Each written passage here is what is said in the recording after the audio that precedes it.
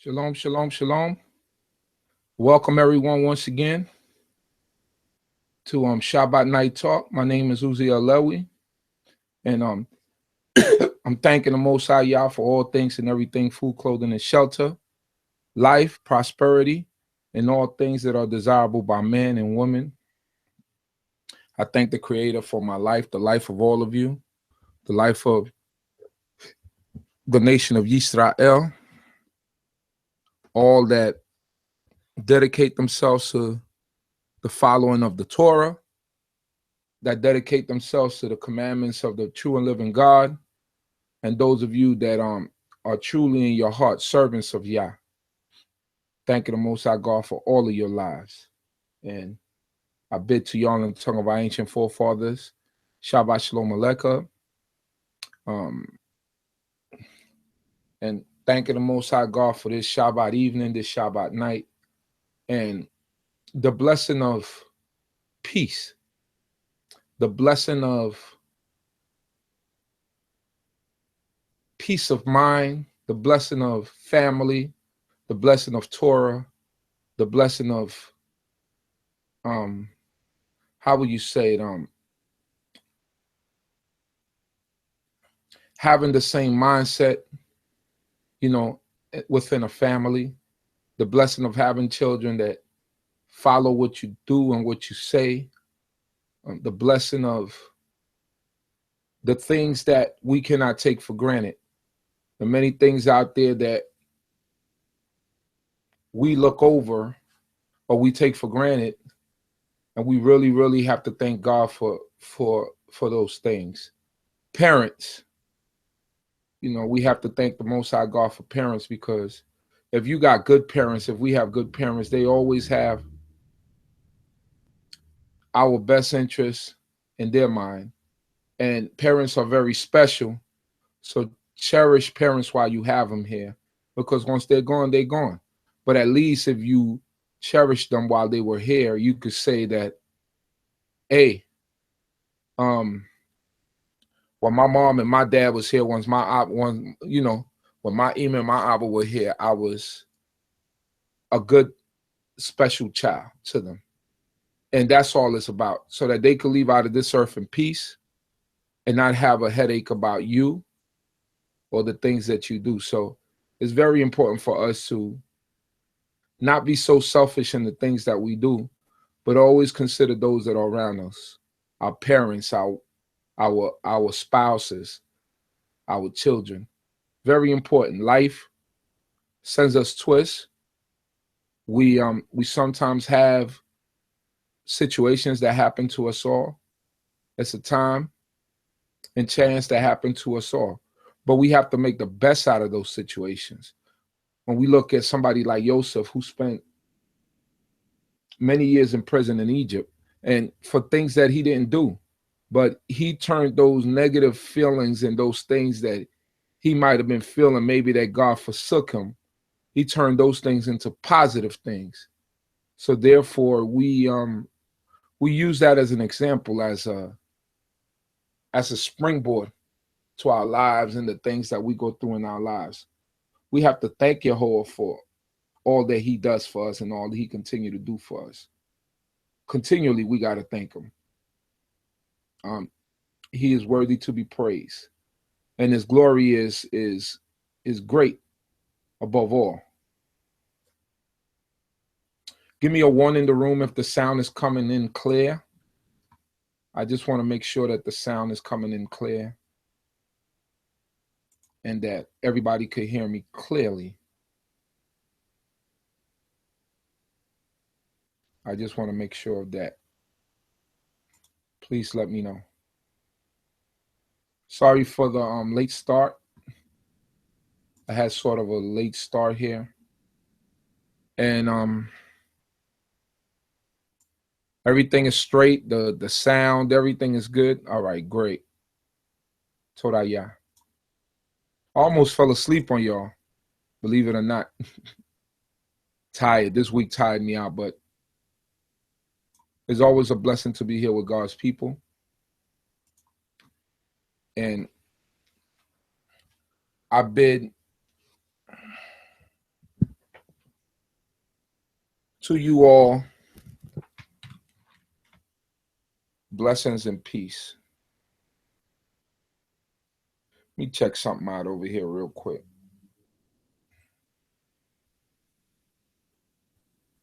You know, sometimes you get lessons ready, and sometimes when you get lessons ready, you know, it's like, it's routine, because many of the lessons for those of you who follow Potter Show, follow the Sidro, we kind of we go through it every year. We go through the Torah every year. That way that we continuously reading the laws of God, and we are in lockstep with it. I think it's a good thing. For many years, the school that I came from, we didn't do it, and then we adopted it. After we were in the wilderness for a little while, we ended up at Beni Adat Kobe Yisrael, which I will always be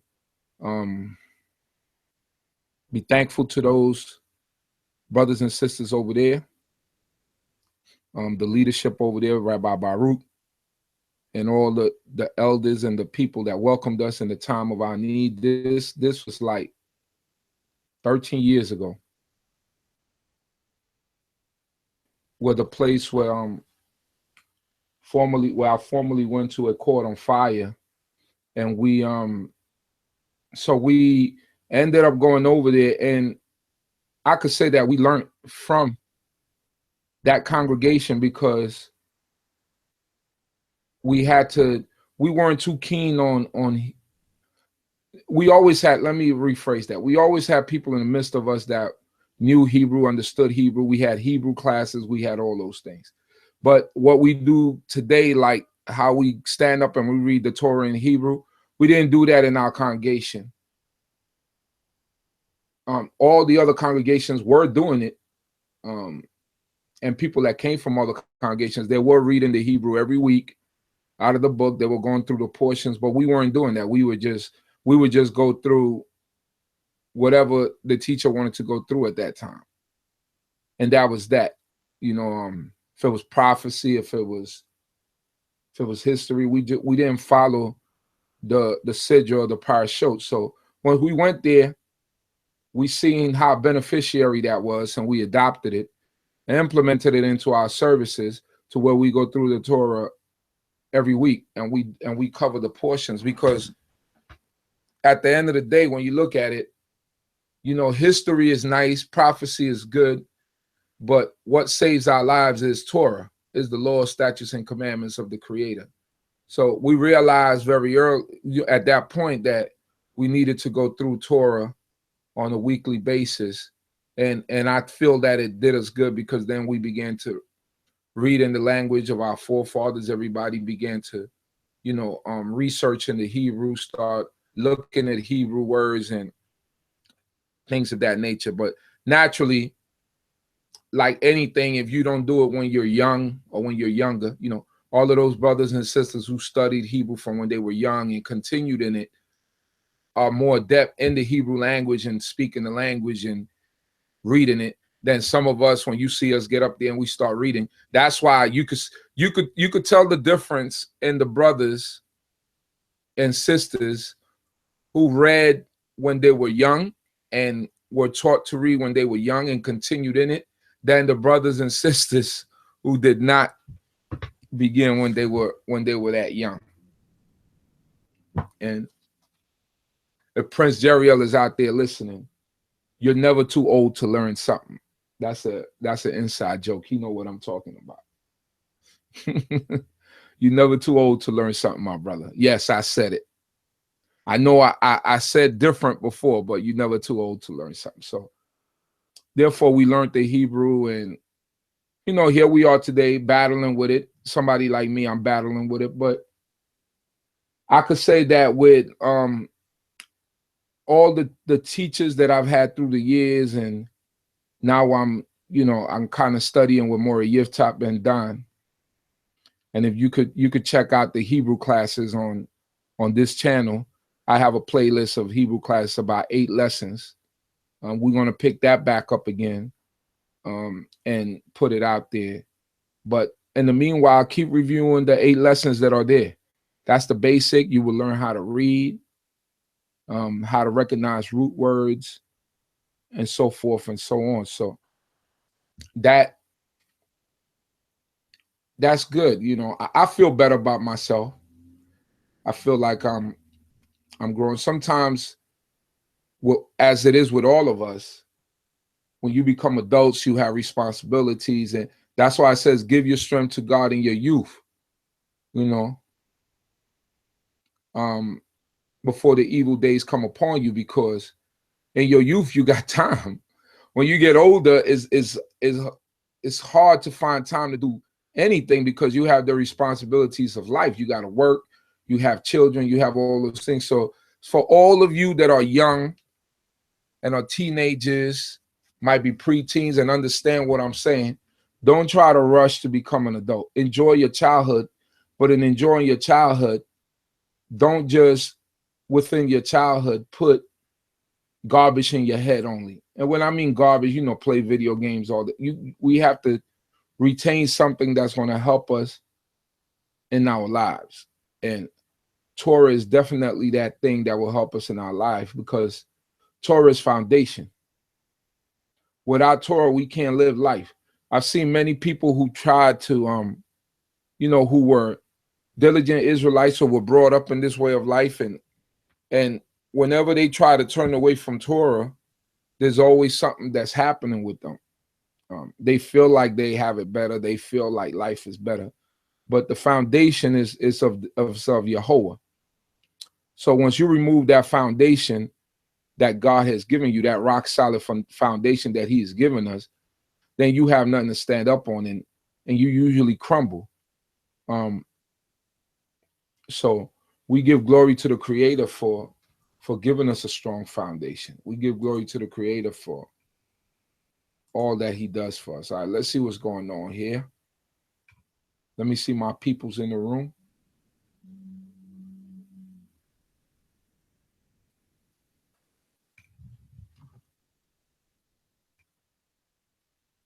Shalom, shalom.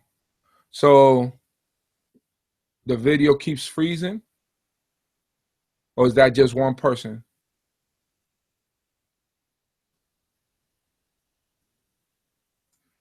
Sound is good, but the video is freezing.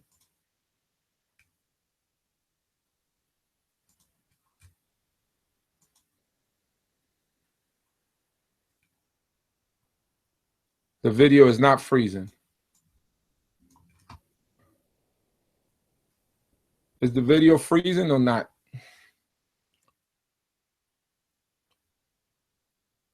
Because I've seen a couple of people saying that the video is freezing.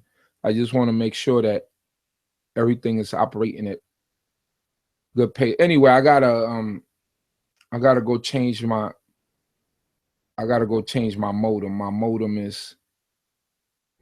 has been acting up, so I gotta go to Verizon and get a new modem. I had the same modem for years, so I think it's time for a change anyway. But the audio is clear. I'm just want to make sure that the audio is clear. That's great. All right, Toda Yah. So yes, we give glory to the Creator. So what can I say? I'd like to thank the Most High God for the life of Gerer Kaskuya, Bat Yisrael, my brother More Tavel, Tamar Bat Yisrael, I've read Yisrael, Dina Yisrael,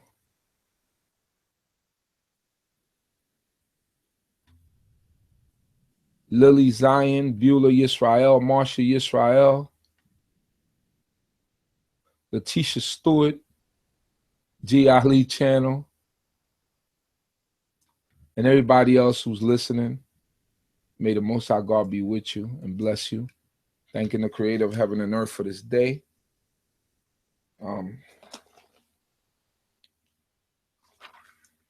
Like I said, I was almost out for the count, but told Ayah that I remained up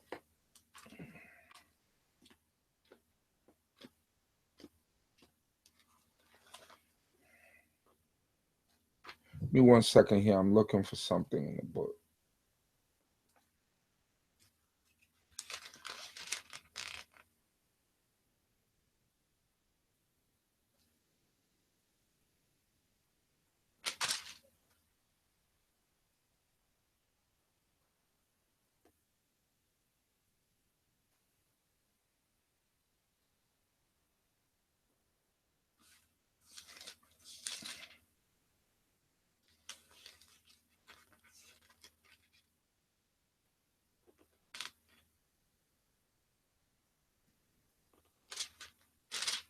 So I want to emphasize this to the youth.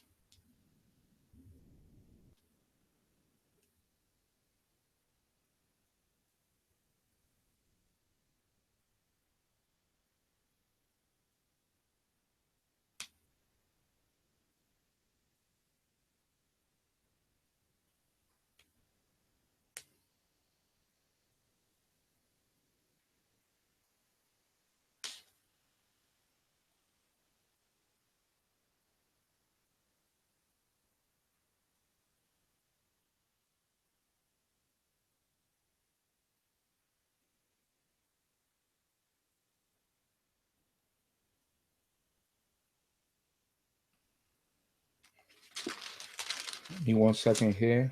I think I almost got it. I'm looking for it.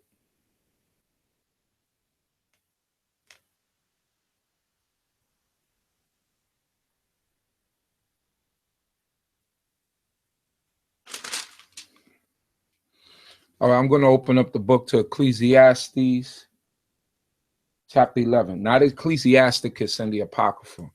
I'm going to Ecclesiastes, chapter 11.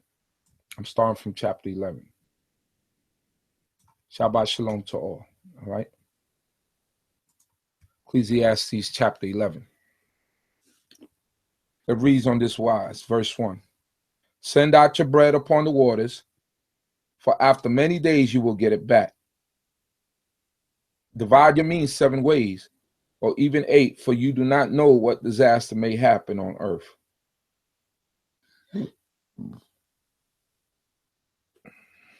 So what does this mean? We could take it twofold. Send out your bread upon the waters.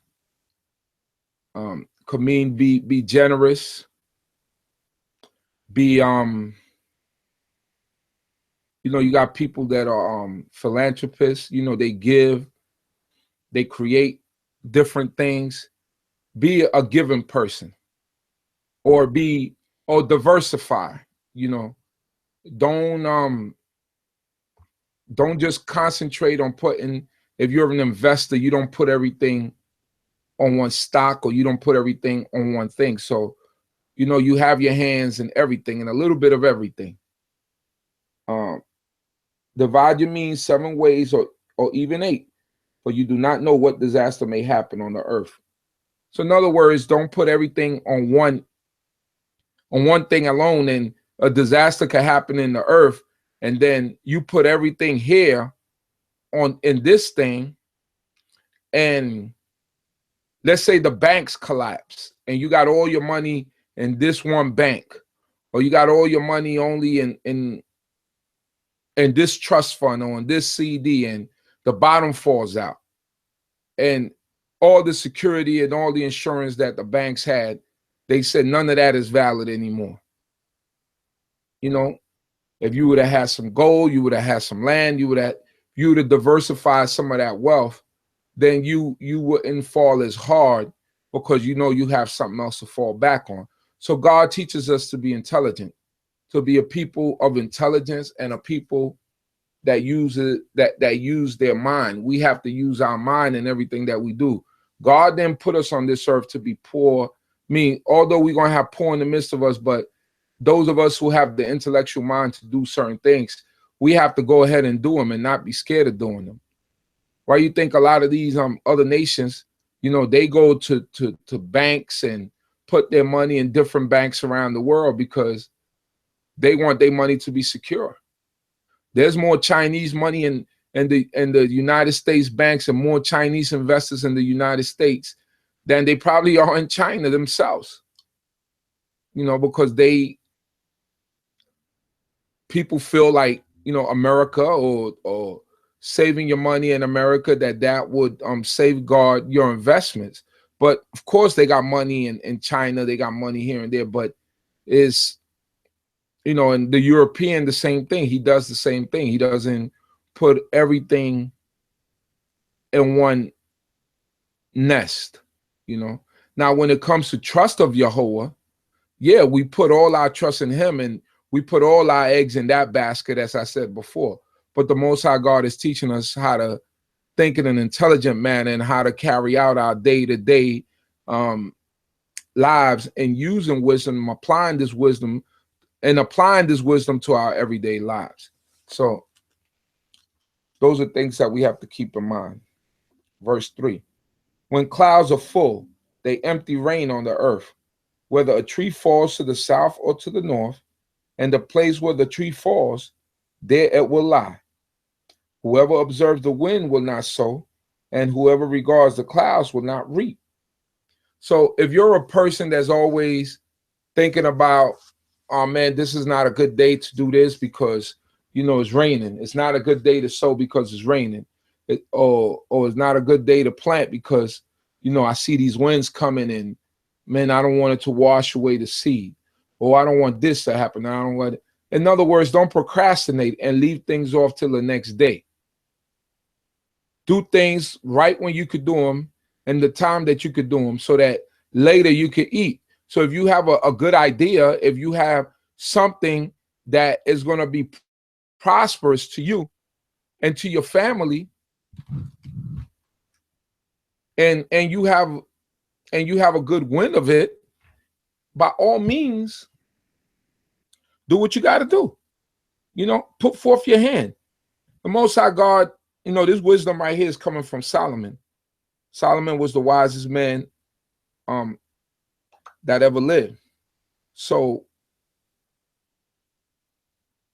what we have to begin to do is recognize that he left his wisdom here for us, and the Most High God filled him with wisdom so that we might be able to manage and maintain.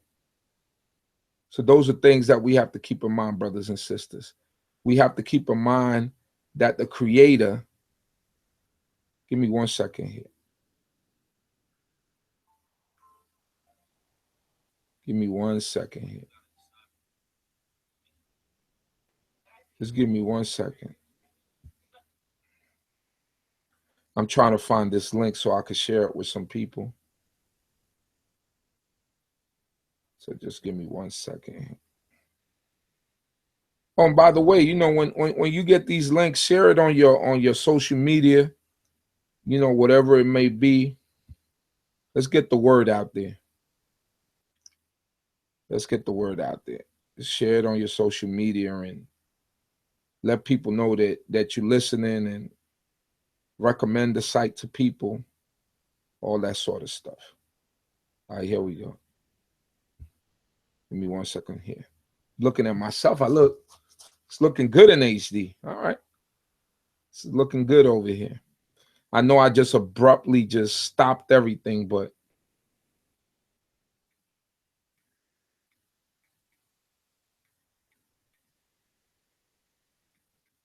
I forget to do this. And then people complain that I didn't put up the link. I realized one thing about our brothers and sisters is that sometimes we could be lazy. And I don't mean that in a bad way, but I'm just saying, you know, I need y'all to help me out here to get the links out. Help me out to get the links out here. Shout out to everybody in the building once again. Give me 1 second here.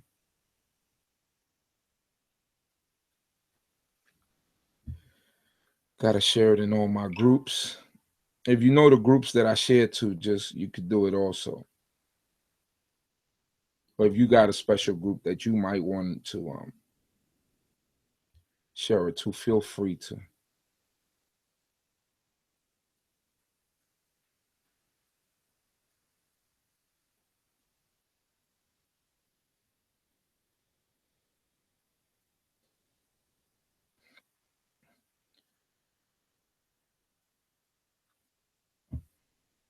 All right. I did as much as I could do. Y'all could do the rest. So yes, so we were speaking about not procrastinating and waiting for tomorrow or what you could do today.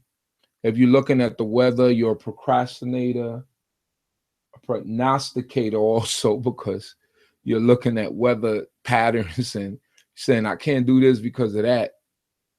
Nah, we have to be determined and be willing to move forward and do things in order to mobilize and help the nation to grow. My belief is that when we go back to Israel, we're going to go back, but all of us can't live in Israel at the same time. Sorry, I mean, that's my belief. If you look at the amount of Israelites that are out here that populate the earth, it's a lot more than what was back then living in the land of Canaan. You know, us in the diaspora. But the Most High did say that we will be priests to the nations. So that didn't just mean the tribe of Levi. So being priests to the nation, that means that we're going to bring this Torah to everybody who is out there. And it's going to take different types of Israelites. Got to put this cushion on this chair. Different types of Israelites from different tribes to bring this knowledge to the people. So that's just my belief, my idea. You don't have to agree with me, but I don't think that we're all going to be just living in Israel. I think some of us are going to live abroad. That's just my idea. Let me see here.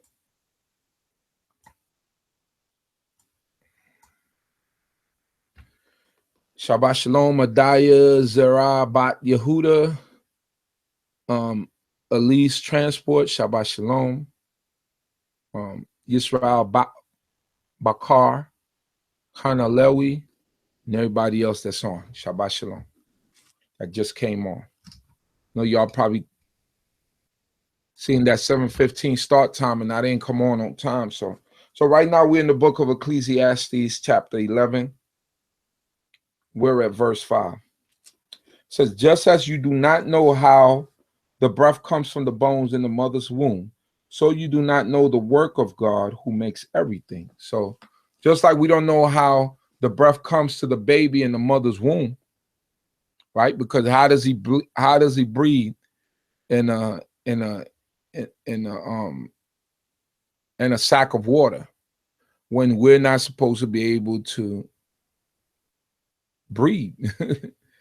We can't breathe in water. We die, we drown eventually. But a baby in his mother's womb is basically in a sack of water and he's breathing. But only the Most High God knows those things. So he's saying, when you set forth your hand to do something, you're prognosticating and you're looking at things and say, oh, I'm not going to do this because of the weather and I'm going to wait a little bit. You don't know at that point in time, it might be your blessing and you miss it. So the Most High God is telling us to be proactive, to do things, to go put your hands forth. Try him sometimes. If you don't try him, then how would you know that he is going to bless you? Sometimes you might have to take chances that might look like it might be a little bit risky, but you're not giving that credence to God and saying the Most High God is going to bless me, and I'm sure. And that might be your opportunity. But because you're scared and you're not putting that trust in him, therefore you fall off. Therefore we fall to the wayside. So those are things that Solomon is basically telling us to do here. It says, verse 6, in the morning sow your seed, and at evening do not let your hands be idle, for you do not know which will prosper, this or that, or whether both alike will be good. So in other words, it's saying in the morning, if you're a farmer, plant your seed. But when the afternoon comes, find something else, another venture. You know, if you sow, if you do taxes, you know, if you, whatever it is, you do little video editing, you take pictures on the side, you're a DJ on the side. I'm bringing it up to speed so that it's things that we could relate to. You know, you're a DJ, or you also know how to draw, you know how to do graphic designs, you know how to, well, you got your regular 9 to 5, but you know how to do these things and efficiently enough to where you can make business out of it. So therefore, Solomon is telling you, listen, diversify, put your hands on everything, put your iron in different fires, and let's see what you get out of it. This is what Solomon is telling us. Wise sayings.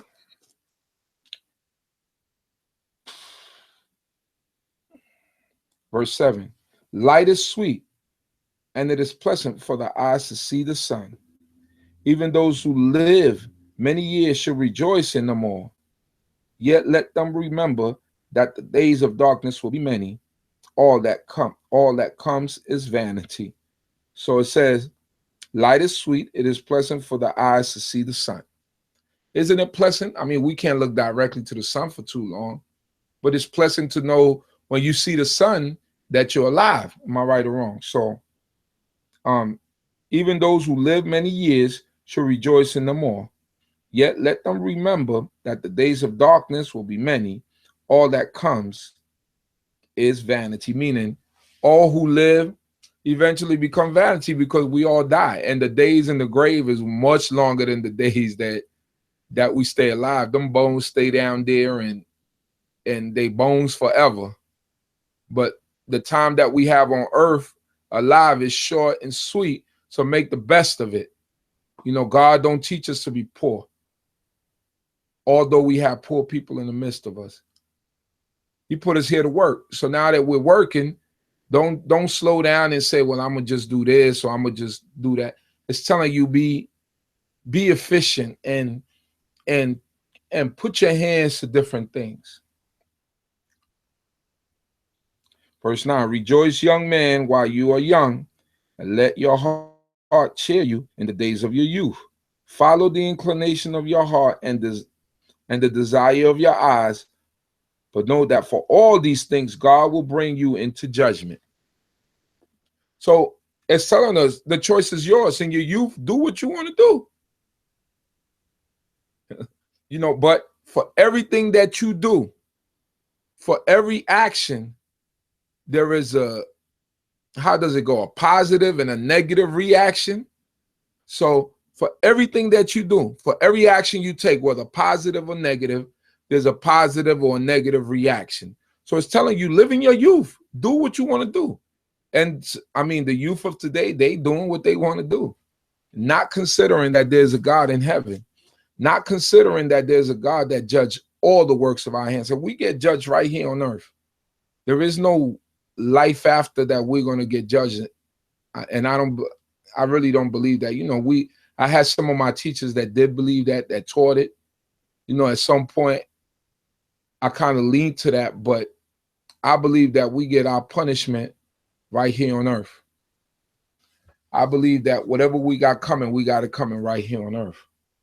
And it's not to disregard what my teachers have said, but it's just a difference of opinion. And sometimes, you know, some people don't like you to have a difference of opinion from what they felt like they taught you. But you know, you develop as a man, and you feel and you see certain things, so you begin to see them differently. And sometimes that becomes an issue, but God is great. What can you say? So it's telling you, follow the inclination of your heart and the desire of your eyes. And you know, youth is vanity. Youth is vain. Yeah, youth is vanity. Youth is vain. Because the youth get into vain things, you know. Sometimes I hear some of these songs, and I'm not that old to the point where, you know, I don't know about some of this music and stuff like that. I grew up in the hip hop era, so that's my era, the hip hop era. But some of the stuff that I hear now is like, I'm saying to myself, wow, is this really what it come down to? You know, they just mumble words and it's a hit, you know. So heard a song with a brother, he just saying, wait a minute, wait a minute. That's all he's saying, and it's a hit. Wait a minute, wait a minute. and it's catchy. I'm like, wait a minute, wait a minute. I do that to my kids. I'll be like, wait a minute, wait a minute. But it just shows you, you know. All right, let's see some of these comments here. Once you've been blessed with knowing Torah and you try to walk away from it, nothing goes right. Absolutely. It says, only a remnant shall return to the land. The rest will live elsewhere, following the order set from Jerusalem. It's horrible now. LOL. What's horrible? The stream is horrible.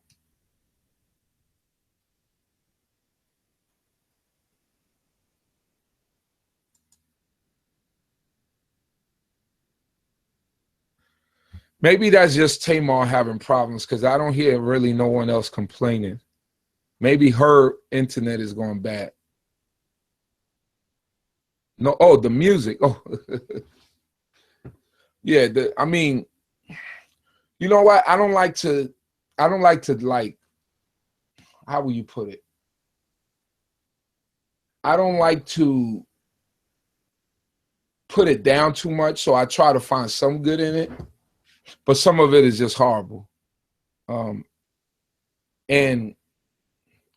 remember, that's the same thing that when Chuck Berry invented rock and roll, the parents were saying that that's devil's music. They got mad at artists from Motown and Ray Charles and all of them, because in the 60s and 50s, because they said that they took the church sound and made it into secular music.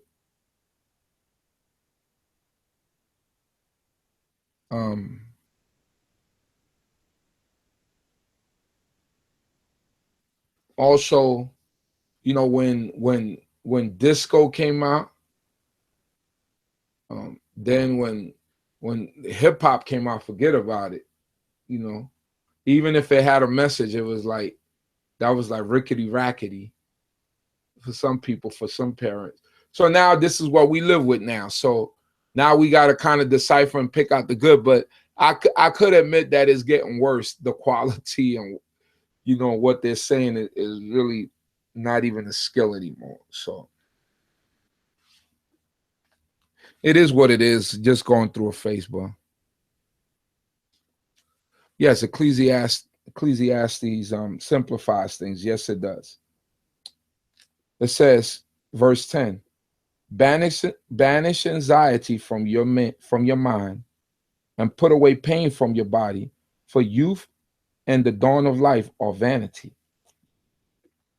So banish anxiety, worry, being worried, being anxious and worrisome. He said banish that from your mind. Don't live life like that. And put away pain from your body. Meaning that pain of mind, that stuff that holds us back. You know, like I said before, a few weeks back, if you pray while worrying, if you worry while you praying, we can't do that. You know, when we pray, then we leave it in the hands of the Creator. For youth and the dawn of life are vanity. For youth and the dawn of life, the beginning of life, the vanity. Youth don't really understand life yet. They haven't gone through the hardships of life. And the sooner you understand the hardships of life, or the things that come with life, I mean, everything, I mean, we don't pray for hardship in our lives, but some people do go through them. But the sooner that we do understand life, is the better that we will begin to arrange our lives in the way that we're going to live our lives, in the way that we're going to carry ourselves. That's important. You know, that's very important. Ecclesiastes chapter 12, verse 1.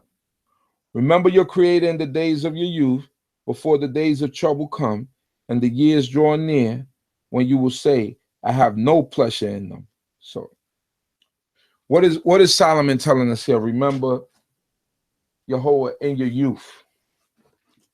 In the days of your youth, before the days of trouble come, and the years draw near when you will say, I have no pleasure in them.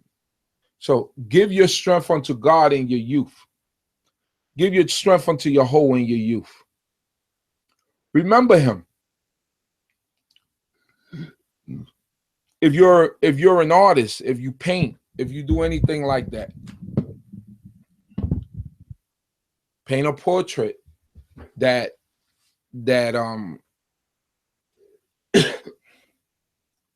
that depicts something in Torah, that teaches a law. And I see many of y'all out there, y'all think y'all artists now, you know, you're going to drink a little wine and then they teaching y'all how to paint. That's great. Picking up a hobby, that's great. No, but let's think about those things. You're a musician. Make some songs, and not saying you can't make your secular songs, but glorify the name of the Creator first and foremost. Give glory unto the Most High God first and foremost. And anything that you do, you like to write poems.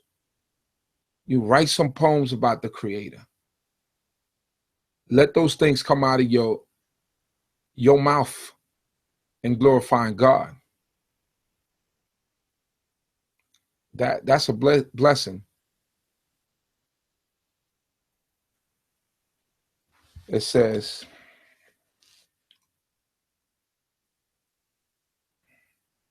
before your days trouble of your youth, before the days of trouble come and the years draw near when you will say, I have no pleasure in them. People, no, you get old, you start getting these aches and pains and losing your vision and all the things that come with old age where you don't have pleasure in living. And that's why elders, you know, we boo-hoo and we cry when they just say, all right, I'm ready to go. And you want them to hold on, but they're tired. There's a point when you get to life when something clicks over and says, all right, I've had enough. I lived life. I enjoyed life. It's time to move on. Elders just have that resolve. As a youth, we don't have that because we just see life and we feel like we're gonna live forever. But it comes a point where that living forever starts to change. You know, when you see you can't take the weight off as quick as you used to before, when, you know, that pain in your knee is increasing and the doctor tells you there's rheumatism, that arthritis, you know, when you wake up in the morning with aches and pains and you don't know where it came from, the mattress gave you aches and pains and pinched the nerve, laying in your mattress when this never happened before.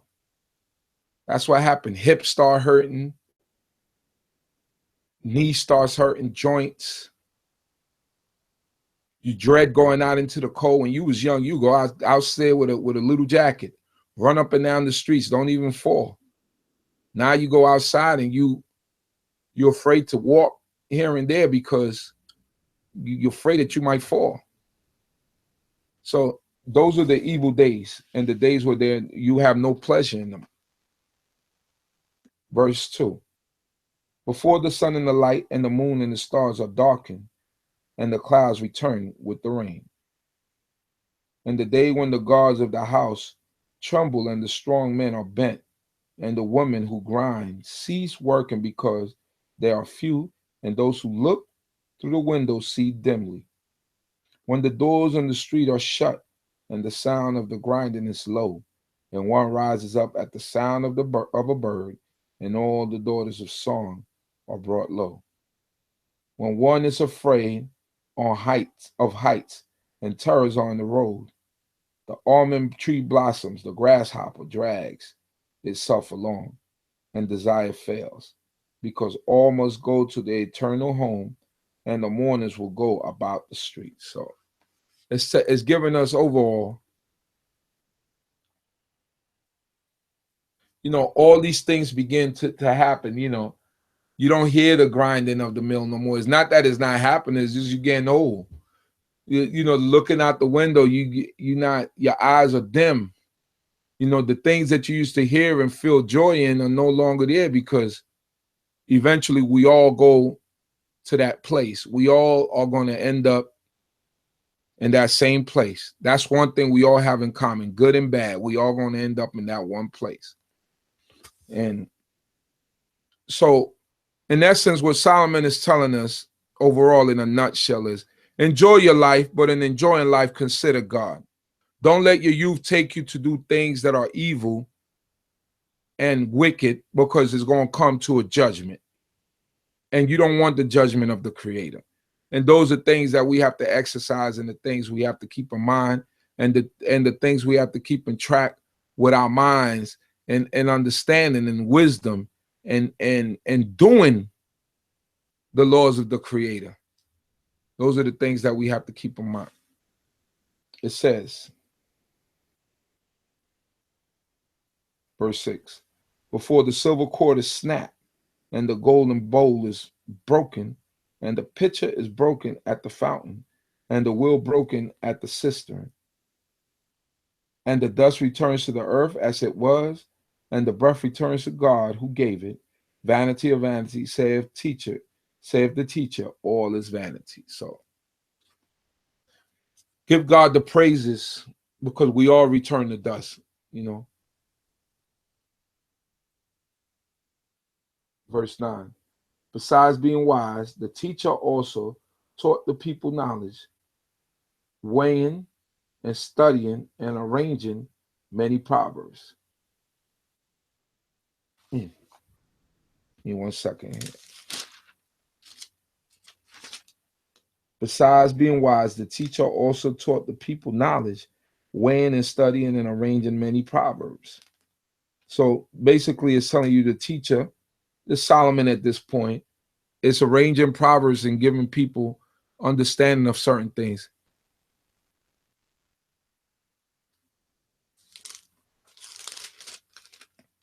It says, the sayings of the wise are like goads, and like nails firmly fixed are the collected sayings that are given by one shepherd.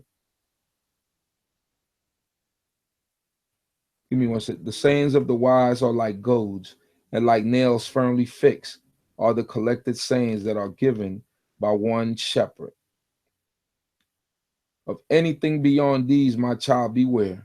Of making many books, there is no end, and much study is a weariness of the flesh. So what he's telling you is, like, people are always going to have books. People are always going to write books. That will never end from the beginning of time till now, when they were writing on papyri and things like of that nature. To this point, you know how many millions of books have been written through the history of time? So he says, so to try to study everything, you're gonna wear yourself out. It's impossible to try to study so many things. It says, verse 13, the end of the matter, all has been heard. Fear God and keep his commandments, for that is the whole duty of everyone. For God will bring every deed into judgment, including every secret thing, whether good or evil. So the Most High God will bring everything to judgment, whether good or evil. Even the secret things. So those are the things we have to keep in mind.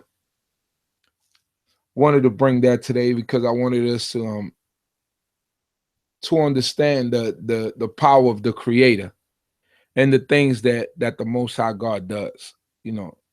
God is powerful in all things that he does for us, for his people, and we thank him for that. So thanking the Most High, the Creator of heaven and earth, for life, food, clothing, and shelter. I don't know if anyone out there wants to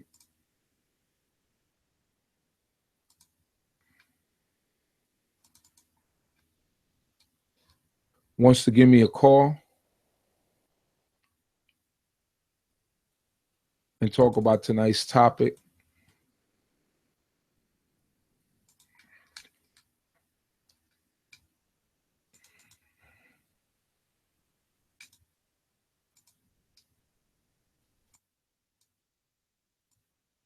Anyone? Anyone out there? The number is 347-622-9090, 347-622-9090. Thank you the Most High Yah for all things and everything. How y'all feeling out there? It means a lot of the Most High to, it means a lot to the Most High to dedicate your ways to Him when you have no motive of illness and death to drive you to Him, but you are doing it because you want Him and are at your best. Absolutely. Absolutely. That is a good point.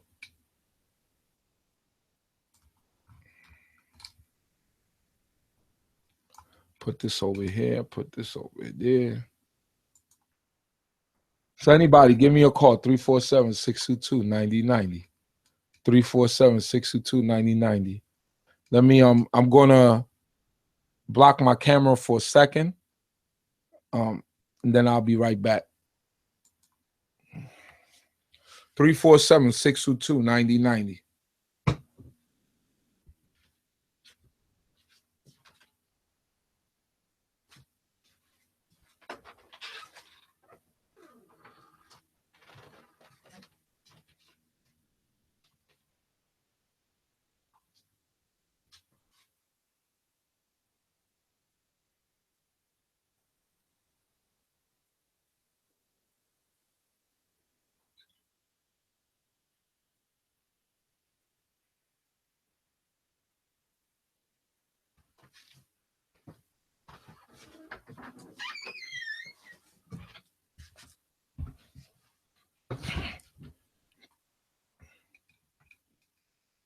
Let's read chapter 7.